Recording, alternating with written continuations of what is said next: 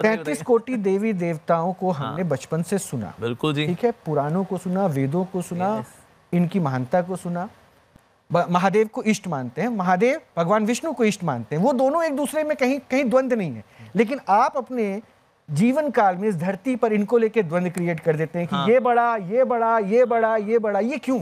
हाँ, तो देखिए हमारे 14 मनवंतर में से एक मनवंतर आता है, उसको बोलते हैं तामस मनवंतर। तो तामस मनवंतर के अंदर जो कुछ भी होता है that is mention in this Shiv Puran. तो आप जो कोटेशन बताएंगे ये एक मनवंतर का सच है और वाकई में सच है, झूठ भी नहीं है, राइट? तो ठीक है ना, मतलब ये जो लिखा है वो ठीक है, बिल्कुल मैं मान रहा हूँ, ये मतलब शिव पुराण में बिल्कुल मैं मानता हूँ, यस यस, शिव पुराण के अंदर जो दिया है वो सच है, लेकिन वो एक मनवंतर का सच है जिसमें शिव जी सुप्रीम का रोल करते हैं ही हैं दिव्यता की दृष्टि से। दोनों सच्चिदानंद है, हरि भी सच्चिदानंद, ये भी सच्चिदानंद, ये भी गुणातीत, ये भी गुणातीत, ये भी दिव्य, ये भी दिव्य, ये भी पूजनीय, ये भी पूजनीय। उस तरह से दोनों में कोई अंतर नहीं है। अच्छा, बड़ा कौन?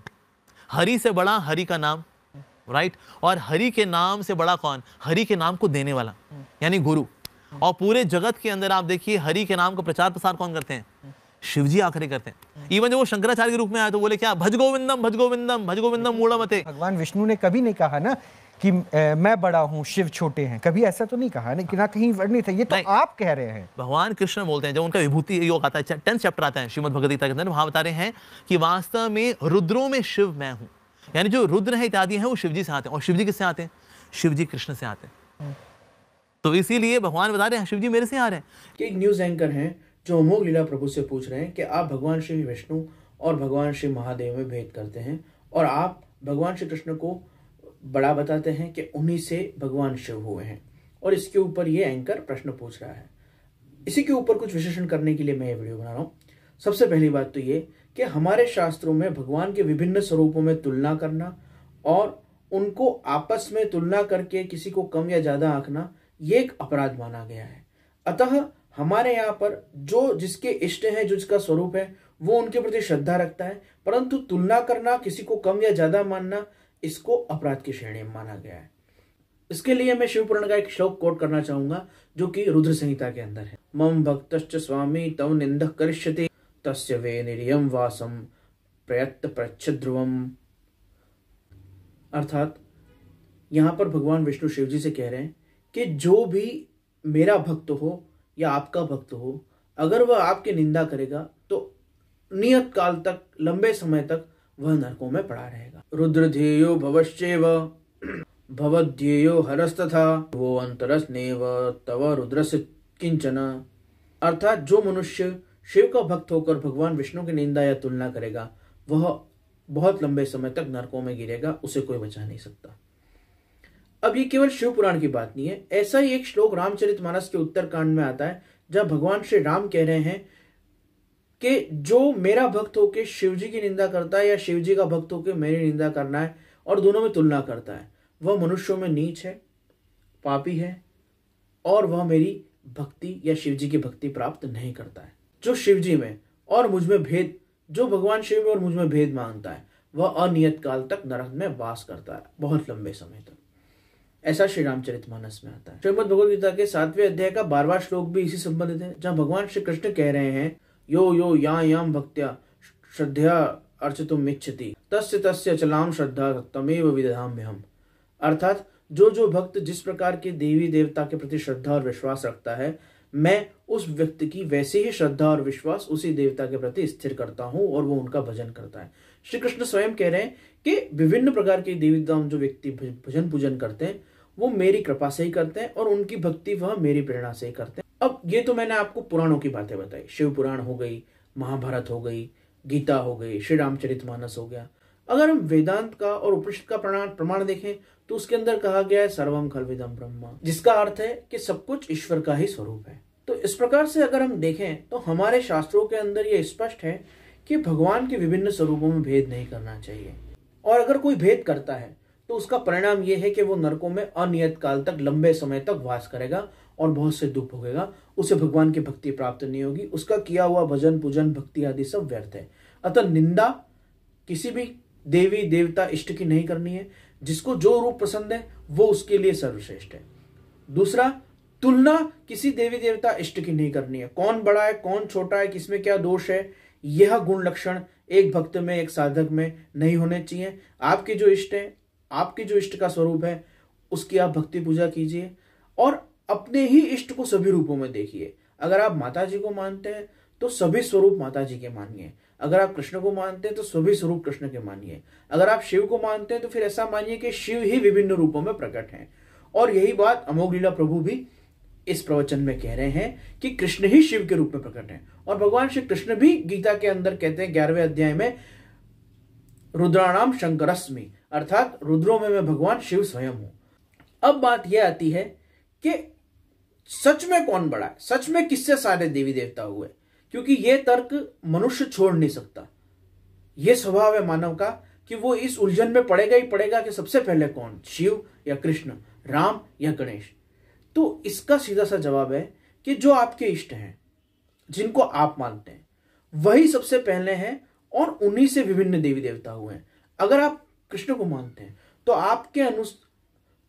अगर आप कृष्ण को मानते हैं तो उस सिद्धांत के अनुसार श्री कृष्ण से ही विष्णु, ब्रह्मा, समस्त देवियां आदि और फिर सृष्टि आदि का निर्माण हुआ है। सभी कुछ श्री कृष्ण का ही विवर्त है, कृष्ण का ही प्रतिबिंब है, कृष्ण के अलावा कोई तत्व नहीं है। अगर आप राम को मानते हैं तो फिर ये चौपाई होगी, सिया राम मैं सब जग जानी, करो प्रणाम जोरे जुग पानी। अब प्रश्न यह आता है कि ऐसा कैसे हो सकता है कि कृष्ण भी बड़े हैं, राम भी बड़े हैं, शिव भी बड़े हैं, यानी शिव सबसे पहले हुए, उनसे सब कुछ हुए। अगर ये सत्य है तो फिर कृष्ण सबसे पहले नहीं हो सकते, नारायण सबसे पहले नहीं हो सकते। अगर कोई किताब ये कह रही है कि नारायण सबसे पहले हैं, उन्हीं से ब्रह्मा, शिव, विभिन्न देवियां आदि हुए हैं, तो फिर अन्य कोई पहले नहीं हो सकता है। तो इसके लिए आपको हिंदू धर्म का मनवंतर सिद्धांत समझना पड़ेगा।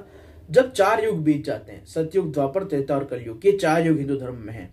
जब कलयुग बीतता है तो वापस सतयुग आता है। ऐसी हजारों अनंत सहस्त्र युग बीत जाते हैं, यानी चतुर्युगी का एक चक्र जब कई बार बीत जाता है तो एक कल्प होता है। ऐसे हजारों कल्प जब बीत जाते हैं तो एक मनवंतर होता है, और जब मनवंतर बदलता है तब सृष्टि पुनः होती है। और जब सृष्टि पुनः होती है तो उस समय जो देवता उपस्थित होते हैं, जो ईश्वर का स्वरूप होता है, उसी से सृष्टि पुनः निर्माण होती है। तो किसी मनवंतर में शिव पहले होते हैं, किसी मनवंतर में भगवान विष्णु पहले होते हैं, किसी मनवंतर में श्री कृष्ण, किसी मनवंतर में श्री राम का स्वरूप होता है।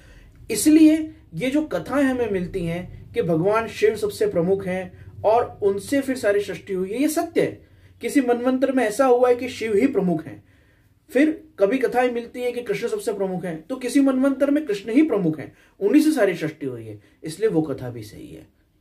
और अगर कोई ये जानना चाहे कि सबसे पहले मनवंतर में सबसे पहले कौन था, तो उसका साधारण सा अर्थ ये है कि आपका उद्देश्य भगवान को प्राप्त करना, भगवान की भक्ति करना नहीं है। आपका उद्देश्य निंदा, तुलना, स्तुति करना है, वर्क व्यर्थ के वाद विवाद करना है। आपका उद्देश्य भक्ति करके अपने मन को शांत करना, एकाग्र करना, समाधि का लाभ करना अथवा ज्ञान का लाभ करना, अपने आप को मोक्ष प्राप्त करवाना, अपने हृदय में भक्ति के प्रेम को अनुभव करना, यह सब आपका उद्देश्य नहीं है।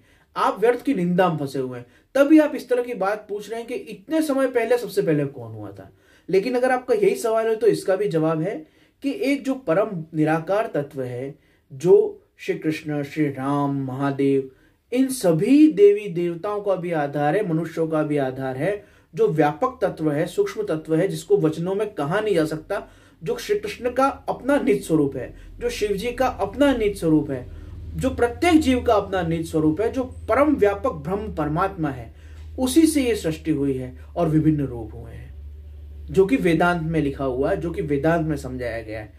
तो आप किसी भी प्रकार समझें, निराकार से समझ जाएं चाहे साकार से समझ जाएं, समझना यह है कि ईश्वर के नाम रूप सैकड़ों हजारों भिन्न हो सकते हैं। आप जिस नाम रूप के ऊपर भक्ति और श्रद्धा से विश्वास करके ध्यान, भजन, समाधि में, ज्ञान में, योग में लग जाएंगे, वो स्वरूप आपको अनुभव हो जाएगा, सर्वत्र उसी का अनुभव होगा और आप जीते जी ईश्वर का अनुभव कर लेंगे। समझने का उद्देश्य ये कि आप ज्ञान कहें, चाहे कर्म कहें, चाहे भक्ति कहें, किसी प्रकार से भी, किसी भी योग के अभ्यास से तत्व का, परमार्थ का, परम तत्व का अनुभव कर लें। जिसका ये उद्देश्य है उसको ही ये बात समझ में आएगी। जिसका उद्देश्य वितंडावाद करना है, बड़े छोटे का राग द्वेष का निर्धारण करना है, वो भी अध्यात्म में प्रवेश ही नहीं हुआ है। क्यों? क्योंकि तुलना, निंदा, स्तुति, राग, द्वेष, कौन बड़ा कौन छोटा, ये सारे द्वैत, ये सारे भ्रम, ये सारे संघर्ष, ये संसार में है। आध्यात्मिक स्वरूप में, भगवदीय मार्ग में ये तुलना, निंदा, स्तुति, बड़ा छोटा, किसने किसको बनाया, ये विचार आध्यात्म में किसी काम के नहीं है। क्योंकि अगर आप वहां पे भी ये करोगे तो आप आध्यात्म में स्थिति कहाँ हुए, आप ज्ञान में स्थिति कहाँ हुए, आपके द्वंद्व, आपके दोष, आपकी अशांति, आपके चित्त की चंचलता, तुलना, ये संसारीपना मिटा ही नहीं, क्योंकि अभी भी आप इसी में लगे हुए हो, तुलना, कौन बड़ा कौन छोटा इसके अंदर। अतः ये सवाल ही व्यर्थ का है। इसलिए हिंदू धर्म सबसे महत्वपूर्ण बात जो हर शास्त्र में कहता है वो यही कहता है, सर्वम कल्विदम ब्रह्म वासुदेव सर्वमिति शिवोहम शिवोहम।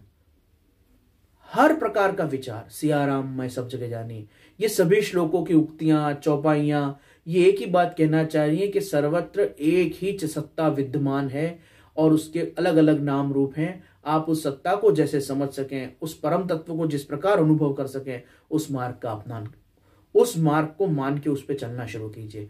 पतंजलि भी अपनी योग सूत्र के अंदर कहते हैं, यथा अभिमत ध्यानत्वा, जिस प्रकार से आपका ध्यान लग जाए ईश्वर तत्व में, वैसे आपको एकाग्रता का अभ्यास करना चाहिए, भगवदी तत्व को अनुभव करने का अभ्यास करना चाहिए।